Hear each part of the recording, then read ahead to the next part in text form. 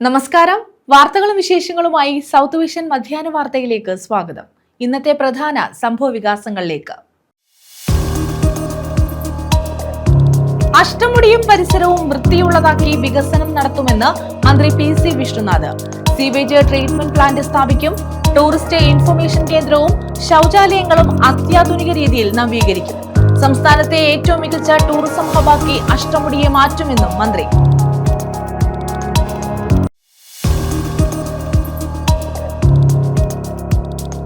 മൂന്നംഗ സംഘം കടയ്ക്കുള്ളിൽ അതിക്രമം നടത്തി.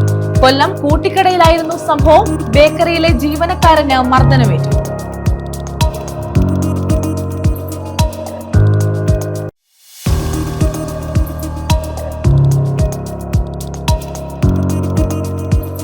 ട്രോളിംഗ് നിരോധനം ചൊവ്വാഴ്ച അർദ്ധരാത്രി മുതൽ. തീരദേശ ജില്ലകളിലെ ഭൂരിഭാഗം ബോട്ടുകളും കരയ്ക്കണഞ്ഞു. ഇതര സംസ്ഥാന ബോട്ടുകൾ തീരം വിട്ടു. വിശദമായ വാർത്തകളിലേക്ക്. അഷ്ടമുടിയും പരിസരവും വൃത്തിയുള്ളതാക്കി വികസനം നടത്തുമെന്ന് മന്ത്രി PC. Vishnunath. Sewage treatment plant സ്ഥാപിക്കുന്നതിനൊപ്പം വിനോദസഞ്ചാരികൾക്കായുള്ള ടൂറിസ്റ്റ് ഇൻഫർമേഷൻ കേന്ദ്രവും ശൌചാലയങ്ങളും അത്യാധുനിക രീതിയിൽ നവീകരിക്കും. സംസ്ഥാനത്തെ ഏറ്റവും മികച്ച ടൂറിസം ഹബാക്കി അഷ്ടമുടിയെ മാറ്റുമെന്നും മന്ത്രി പറഞ്ഞു. മാലിന്യത്തിൽ നിന്ന് മോചിപ്പിച്ച് അഷ്ടമുടി കായൽ വൃത്തിയുള്ളതാക്കുമെന്ന് മന്ത്രി പി.സി. വിഷ്ണുനാഥ് പറഞ്ഞു. KSRTC ബസ് സ്റ്റാൻഡിന് സമീപത്തെ DTPC ബോട്ടുജെട്ടിയിൽ അടിഞ്ഞുകൂടുന്ന മാലിന്യങ്ങൾ നീക്കം ചെയ്യുന്നതിന് സ്ഥിരം സംവിധാനം ഏർപ്പെടുത്തും. കായലും പരിസര പ്രദേശങ്ങളും മന്ത്രി സന്ദർശിച്ചു. സീവേജ് ട്രീറ്റ്മെന്റ് പ്ലാന്റ് സ്ഥാപിക്കുന്നതിനൊപ്പം വിനോദസഞ്ചാരികൾക്കായുള്ള ടൂറിസ്റ്റ് ഇൻഫർമേഷൻ കേന്ദ്രവും ശൌചാലയങ്ങളും അത്യാധുനിക രീതിയിൽ നവീകരിക്കും. ഇൻഫർമേഷൻ കേന്ദ്രത്തിൽ നിലവിൽ പ്രവർത്തിക്കുന്ന കച്ചവട സ്ഥാപനം മാറ്റി സ്ഥാപിക്കും. ശുചീകരണം ഉറപ്പാക്കാൻ സ്ഥിരം സംവിധാനം ഏർപ്പെടുത്തും. കായലിലേക്ക് മാലിന്യമൊഴുക്കുന്നത് തടയാൻ തുറമുഖ വകുപ്പ് കർശന നടപടി സ്വീകരിക്കണമെന്ന് മന്ത്രി ആവശ്യപ്പെട്ടു. കൊല്ലം ആലപ്പുഴ ജലപാത സജീവമാക്കുന്നതിനായി ബോട്ടുജെട്ടിയിൽ ജലയാനങ്ങൾക്ക് സുഗമമായി വന്നു പോകാൻ കഴിയും വിധം ഡ്രഡ്ജിംഗ് നടത്തും. ബോട്ടുജെട്ടി മുതൽ ആശ്രാമം വരെയുള്ള നടപ്പാത വിനോദസഞ്ചാരം മുൻനിർത്തി ആകർഷകമായി സജ്ജീകരിക്കും. DTPC, ജില്ലാ ഭരണകൂടം, വിവിധ വകുപ്പുകൾ എന്നിവയെ ഏകോപിപ്പിച്ച് സമഗ്രമായ ദീർഘകാല പദ്ധതി ആസൂത്രണം ചെയ്യും. അഷ്ടമുടി കേന്ദ്രീകരിച്ച് നടത്തുന്ന വിനോദസഞ്ചാര പദ്ധതി വേഗത്തിൽ പൂർത്തിയാക്കുമെന്നും മന്ത്രി വ്യക്തമാക്കി. കേരളത്തിന്റെ ഒരു പ്രധാനപ്പെട്ട ടൂറിസം ഡെസ്റ്റിനേഷനായിട്ട് കൊല്ലം മാറുക. ബഡ്ജറ്റൊക്കെ വരുമ്പോൾ അതിനെക്കുറിച്ച് കൂടുതലായിട്ടുള്ള കാര്യങ്ങൾ ഉണ്ടാകും, അതിന് ശേഷവും ഉണ്ടാകും. അപ്പോൾ അതിലേക്ക് നമ്മൾ വരുമ്പോൾ ഇപ്പോൾ നിലവിലുള്ള സംവിധാനങ്ങളെ നമുക്ക് കുറച്ചുകൂടി മനോഹരവും ടൂറിസ്റ്റ് ഫ്രണ്ട്ലി ആക്കി മാറ്റും. അപ്പോൾ അതിന് തടസ്സമായി നിൽക്കുന്ന കാര്യങ്ങൾ പല വഴിക്കും നമ്മുടെ ശ്രദ്ധയിൽപ്പെടും. DTPCയുടെ കൗണ്ടർ, അത് നമ്മുടെ ഒരു പ്രധാനപ്പെട്ട ഇതിൻ്റെയൊക്കെ ഒരു കേന്ദ്രമാണ്. അപ്പോൾ അവിടെ അകത്ത് റിസപ്ഷനിൽ ആളില്ല, കസേരയില്ല എന്നൊക്കെയുള്ള പരാതിയുണ്ട്. അവരോട് പറഞ്ഞിട്ടുണ്ട് അവിടെ ഫ്രണ്ടിൽ തന്നെ അതിനുള്ള സംവിധാനങ്ങൾ ആളുകൾ വരുമ്പോൾ ചെയ്യണം. അതിനകത്തൊരു ATM ഉണ്ട്, അതൊന്ന് പുറത്താക്കാൻ ഉള്ള നിർദ്ദേശം. കാരണം ഇവിടെ ATMും വസ്ത്രവ്യാപാരവും ഒന്നും നടക്കേണ്ട സ്ഥലമല്ല. അവിടെ ടൂറിസ്റ്റുകൾക്ക് ആവശ്യമായ അവർക്ക് ഡയറക്റ്റ് ചെയ്യേണ്ട സ്ഥലമാണ്. ടെക്സ്റ്റൈൽസുമായി ബന്ധപ്പെട്ട് എന്തോ കേസുകൾ ഉണ്ടെന്ന് കളക്ടറൊക്കെ പറഞ്ഞു.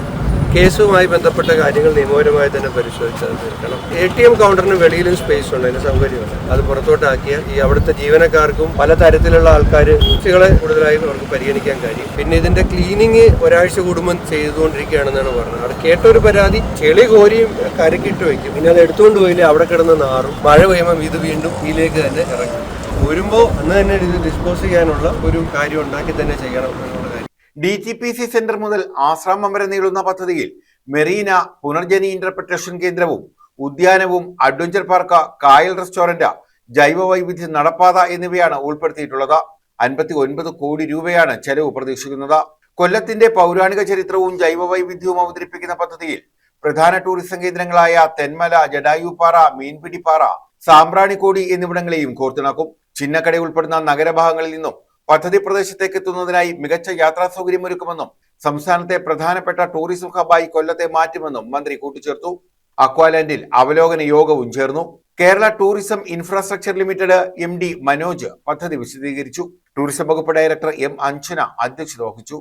ജില്ലാ collector Annie Jula Thomas, DTPC, തുറമുഖം, ഇറിഗേഷൻ വകുപ്പ് ഉദ്യോഗസ്ഥർ തുടങ്ങിയവർ പങ്കെടുത്തു. ന്യൂസ് ബ്യൂറോ, കൊല്ലം. മൂന്നംഗ സംഘം കടയ്ക്കുള്ളിൽ അതിക്രമം നടത്തി. കൊല്ലം കൂട്ടിക്കടയിലായിരുന്നു സംഭവം. ബേക്കറിയിൽ ജ്യൂസ് കുടിച്ചുകൊണ്ടിരിക്കുന്ന സമയത്താണ് സംഘം അതിക്രമം നടത്തിയത്.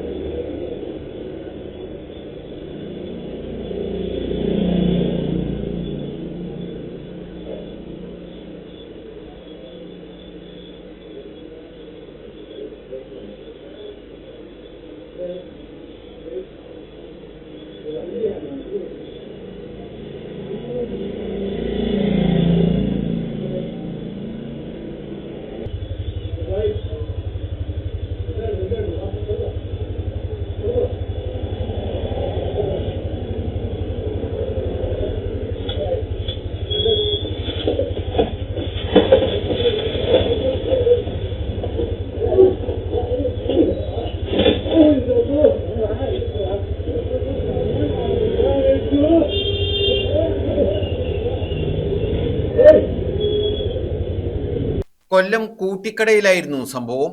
ഇവിടുത്തെ ബേക്കറി ആൻഡ് ഫ്രൂട്ട് സ്റ്റാളിലായിരുന്നു സംഭവം.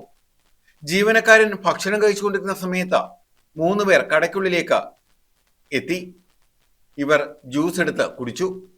തുടർന്ന് കടയ്ക്കുള്ളിൽ കൗണ്ടറിലിരുന്ന ഫോണും മിഠായി പാത്രങ്ങളും ഉൾപ്പെടെ നശിപ്പിക്കുകയായിരുന്നു. ജീവനക്കാരനായ അൻസാരിയെ ആക്രമിക്കുകയും ചെയ്തു. തുടർന്ന് യുവാക്കൾ ഓടി രക്ഷപ്പെട്ടു. ന്യൂസ് ബ്യൂറോ, കൊല്ലം. ട്രോളിംഗ് നിരോധനം ചൊവ്വാഴ്ച അർദ്ധരാത്രി മുതൽ നിലവിൽ വരും. തീരദേശ ജില്ലകളിലെ ഭൂരിഭാഗം ബോട്ടുകളും കരക്കണഞ്ഞു. ഇതര സംസ്ഥാന ബോട്ടുകൾ തീരം വിട്ടു. ജൂലൈ 31 വരെയാണ് 52 ദിവസത്തെ ട്രോളിംഗ് നിരോധനം. വളരെ ചെറിയ കണ്ണികളുള്ള ട്രോളിംഗ് വലകൾ ഉപയോഗിച്ച് കടലിന്റെ അടിത്തട്ടിൽ മത്സ്യബന്ധനം നടത്തുന്ന ബോട്ടുകൾക്കാണ് നിരോധനം.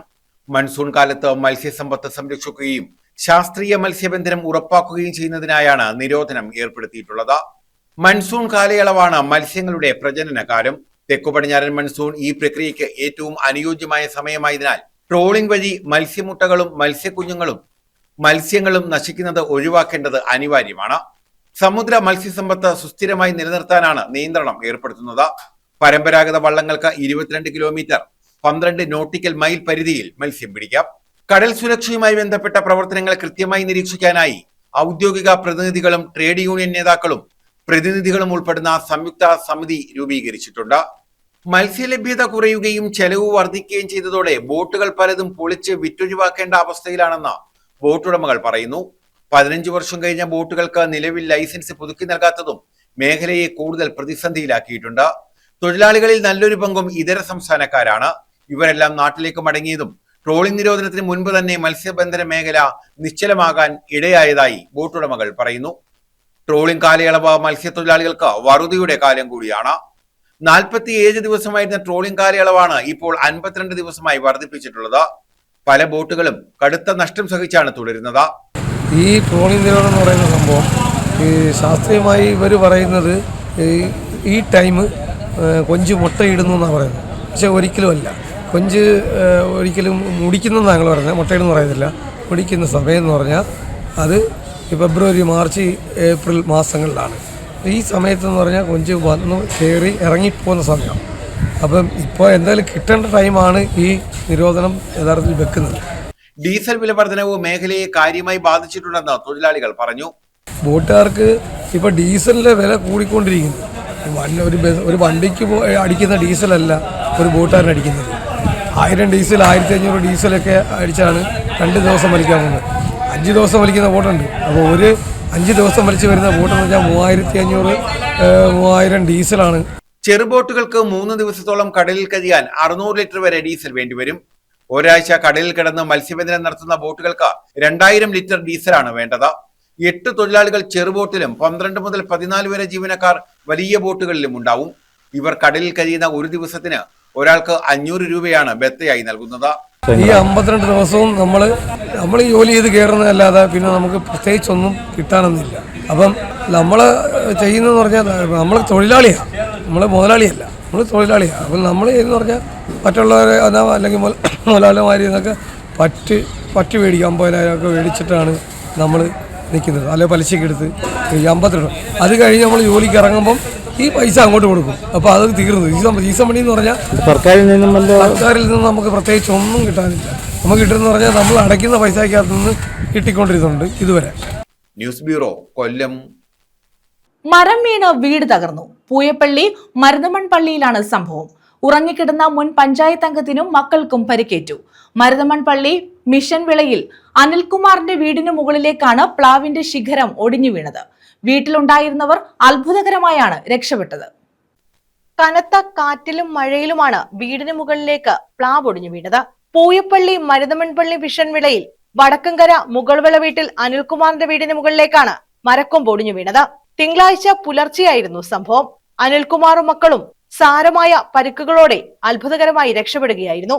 വീടിന്റെ സമീപം നിന്നിരുന്ന പ്ലാവിന്റെ കൊമ്പൊടിഞ്ഞാണ് മേൽക്കൂരയിലേക്ക് പതിച്ചത്. കോൺക്രീറ്റ് ചെയ്ത മുൻഭാഗവും ഓടുമേഞ്ഞ 2 കിടപ്പുമുറികളുമുള്ളതാണ് അനിൽകുമാറിന്റെ വീട്. മരക്കൊമ്പ് വീണതോടെ ഓടുമേഞ്ഞ മേൽക്കൂര പൂർണ്ണമായും തകർന്നു.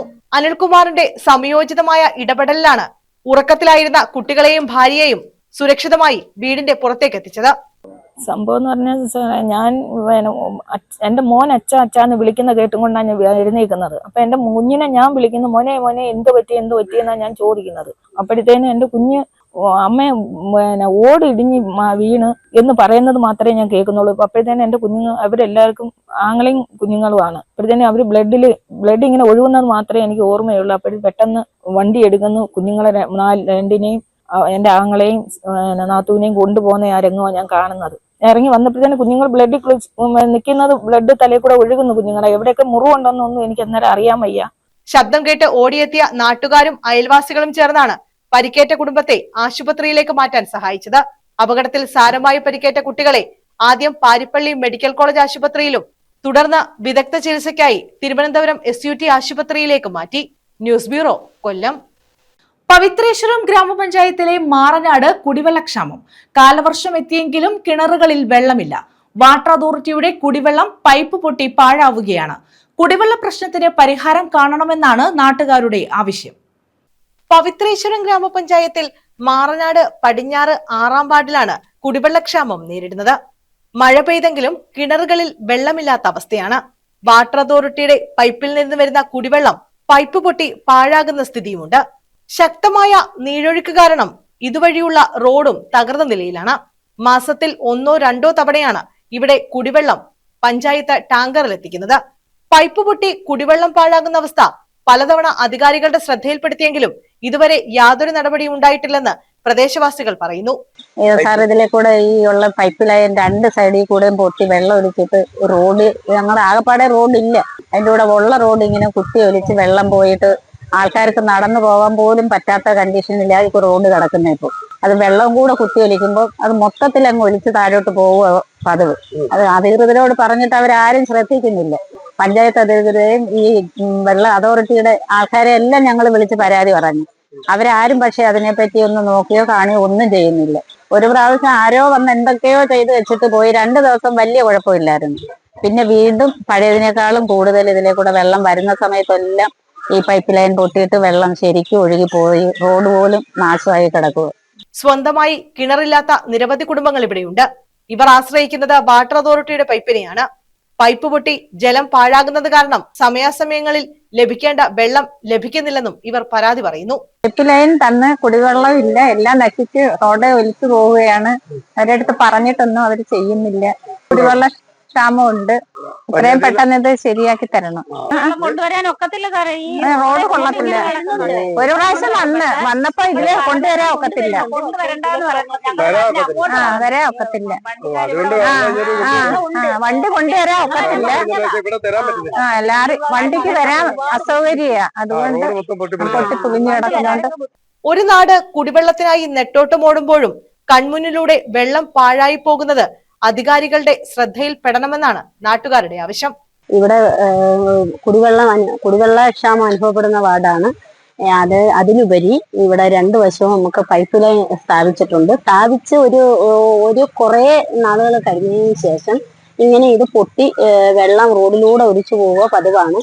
അധികൃതരെ പല പ്രാവശ്യം അറിയിക്കുകയും ഒരു പ്രാവശ്യം വന്ന് അതിന് എന്തൊക്കെയോ മെയിൻ്റെനൻസ് നമ്മൾ പറഞ്ഞതിന് പ്രകാരം വന്ന് എന്തൊക്കെയോ മെയിൻ്റെനൻസ് ചെയ്ത് പോയി. അതിനുശേഷം 2 ദിവസം കഴിഞ്ഞപ്പോൾ പൂർവാധികം ഭംഗിയായിട്ട് നേരത്തെ എങ്ങനെയാണോ അതുപോലെ തന്നെ വെള്ളം ഒഴുകി പോവുകയാണ് പതിവ്. അത് പ്രകാരം ഇങ്ങനെ വെള്ളം ഒഴുകി പോകുന്നത് പ്രകാരം നമ്മുടെ റോഡ് അല്ലേലും നശിച്ചു കിടക്കുക. ഈ വെള്ളത്തിന്റെ ഒഴുക്ക് മൂലം പൊട്ടി ഒലിച്ച് നശിച്ചുകൊണ്ടിരിക്കുകയാണ്. പിന്നെ ഇപ്പോൾ ഈ ഉണക്ക സമയത്ത് കുടിവെള്ളം എന്ന് പറയുന്നത് നമുക്ക് കിട്ടാനേ ഇല്ല. അതിന്റെ കൂടെ ഇങ്ങനെ ജലനഷ്ടവും കൂടെ. ന്യൂസ് ബ്യൂറോ, കൊല്ലം. ഓപ്പറേഷൻ തൂഫാന്റെ ഭാഗമായി കഞ്ചാവ് ചെടികൾ കണ്ടെത്തി. കുണ്ടറ, മാമ്പുഴ, പൂട്ടാണിമുക്കിലാണ് പുറമ്പോക്ക് ഭൂമിയിൽ 14 കഞ്ചാവ് ചെടികൾ കണ്ടെത്തിയത്. കൂടുതൽ അന്വേഷണം നടത്തിവരികയാണെന്ന് പോലീസ് അറിയിച്ചു.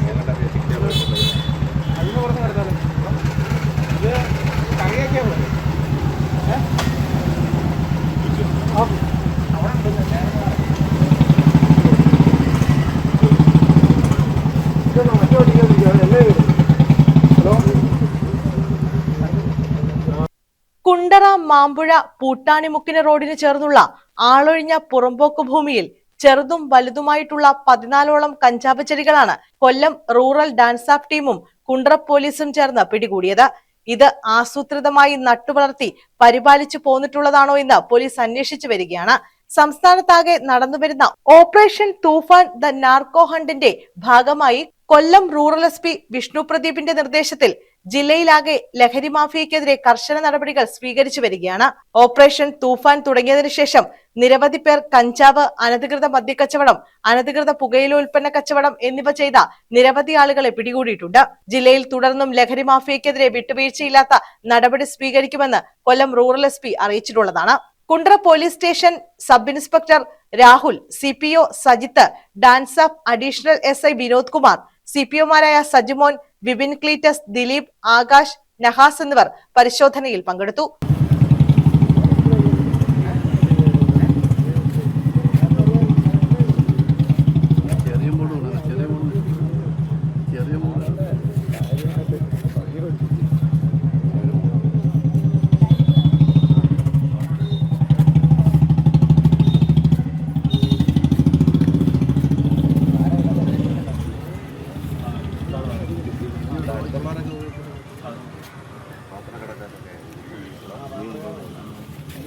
News bureau, Kundara.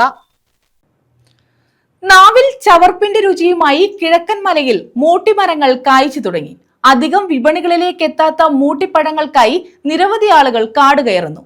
പശ്ചിമഘട്ട മലനിരകളെ സമ്പുഷ്ടമാക്കുന്ന മൂട്ടിപ്പഴം മനുഷ്യന്റെ ഇഷ്ടവിഭവമായി മാറിയിട്ടുണ്ട്.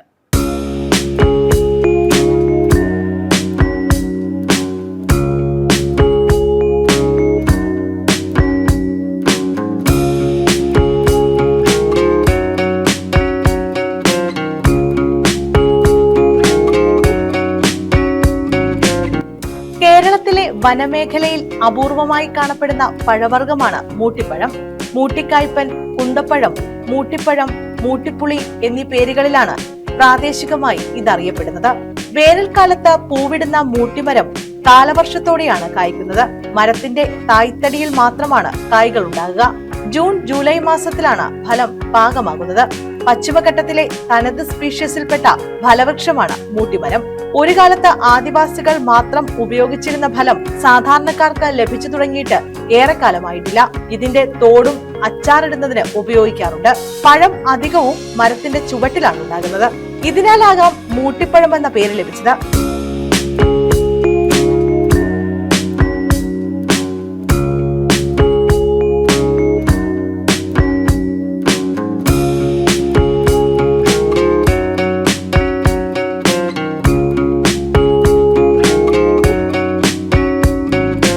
മലയണ്ണാൻ, കരടി, കുരങ്ങ് എന്നിവയുടെ ഇഷ്ടവിഭവമാണ് മൂട്ടിപ്പഴം.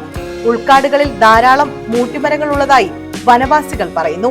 വനവിഭവത്തിന്റെ രുചി തേടി മറ്റ് ജില്ലകളിൽ നിന്നുവരെ ആളുകൾ കിഴക്കൻ മേഖലയിലേക്ക് എത്തുന്നുണ്ട്. ജനുവരി മാസത്തോടെ പ്രകൃതി അണിയിച്ച പട്ടുപോലെ മൂട്ടിമരത്തിന്റെ തായ്തടി നിറയെ ഇളം ചുവപ്പ് പൂക്കൾ വിരിയും. തുടർന്ന് ചെറുകുലകളായി കായ്കളുടെ കൂട്ടം മൂട്ടിമരം നിറയെ കാണാം. ഇവ പഴുക്കുമ്പോൾ മങ്ങിയ ചുവപ്പ് നിറമാകും. പഴങ്ങൾക്കുള്ളിലെ പൾപ്പ് ഭക്ഷിക്കാം. മധുരവും പുളിയും കലർന്നതാണ് രുചി. പഴങ്ങൾക്കുള്ളിലെ ചെറുവിത്തുകളാണ് നടീൽ വസ്തു. ഇവ മണലിൽ പാകി കിളിർപ്പിച്ച് തൈകൾ നടാം. ബഡ് ചെയ്തും ഗ്രാഫ്റ്റ് ചെയ്തും തൈകൾ വളർത്താം. നല്ല ചൂടുകാലത്ത് മാത്രമേ ഈ മരം കായ്ക്കൂ. വെള്ളക്കെട്ടില്ലാത്ത ഏതു മണ്ണിലും മൂട്ടിമരം വളർത്താം. നല്ലൊരു തണൽ വൃക്ഷം കൂടിയാണിത്. റംബുട്ടാൻ ഫലവുമായി ഇതിന് ഏറെ സാമ്യമുണ്ട്. നേർത്ത കട്ടി കുറഞ്ഞ തോട് പൊളിച്ച് അകത്തുള്ള ജെല്ലി പോലുള്ള ഭാഗമാണ് ഭക്ഷിക്കുന്നത്.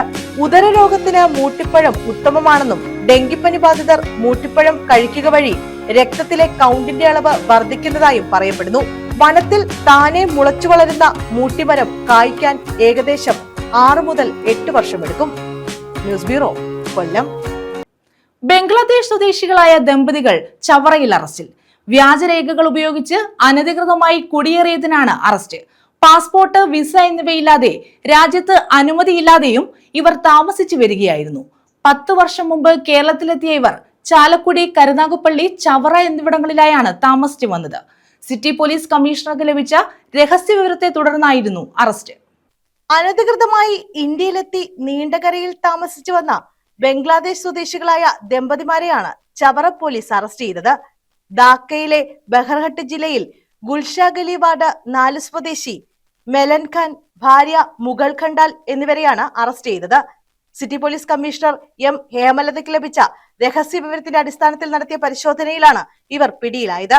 പാസ്പോർട്ട്, വിസ എന്നിവ ഉൾപ്പെടെ നിയമാനുസൃത യാത്രാരേഖകളോ ഇന്ത്യയിൽ താമസിക്കാനുള്ള അനുമതി പത്രമോ ഇവർക്കില്ലായിരുന്നെന്ന് പരിശോധനയിൽ കണ്ടെത്തി. വർഷങ്ങളായി പല സ്ഥലങ്ങളിൽ താമസിച്ച് ആക്രി പെറുക്കി ജീവിച്ചു വരികയായിരുന്നു ഇരുവരും. 10 വർഷം മുമ്പ് കേരളത്തിലെത്തിയ ഇവർ 7 വർഷം ചാലക്കുടിയിലും തുടർന്നുള്ള 3 വർഷം കരുനാഗപ്പള്ളിയിലും ചവറയിലും താമസിച്ചു വരികയായിരുന്നു. ഇമിഗ്രേഷൻ ആൻഡ് ഫോറിനേഴ്സ് ആക്ട് പ്രകാരമാണ് കേസെടുത്തത്. കോടതിയിൽ ഹാജരാക്കി ഇവരെ റിമാൻഡ് ചെയ്തു. കൂടുതൽ അന്വേഷണത്തിനായി ഇവരെ കസ്റ്റഡിയിൽ വാങ്ങുമെന്ന് പോലീസ് അറിയിച്ചു. News bureau, Chavara. പ്രധാന വാർത്തകൾ വീണ്ടും. അഷ്ടമുടിയും പരിസരവും വൃത്തിയുള്ളതാക്കി വികസനം നടത്തുമെന്ന് മന്ത്രി PC Vishnunath. Sewage treatment plant സ്ഥാപിക്കും. ടൂറിസ്റ്റ് ഇൻഫർമേഷൻ കേന്ദ്രവും ശൗചാലയങ്ങളും അത്യാധുനിക രീതിയിൽ നവീകരിക്കും. സംസ്ഥാനത്തെ ഏറ്റവും മികച്ച ടൂറിസം ഹബാക്കി അഷ്ടമുടിയെ മാറ്റുമെന്നും മന്ത്രി.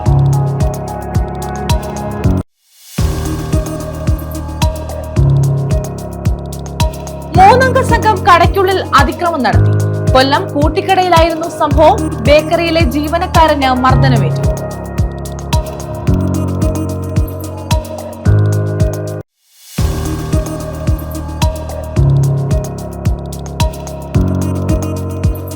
ട്രോളിംഗ് നിരോധനം ചൊവ്വാഴ്ച അർദ്ധരാത്രി മുതൽ. തീരദേശ ജില്ലകളിലെ ഭൂരിഭാഗം ബോട്ടുകളും കരയ്ക്കണഞ്ഞു.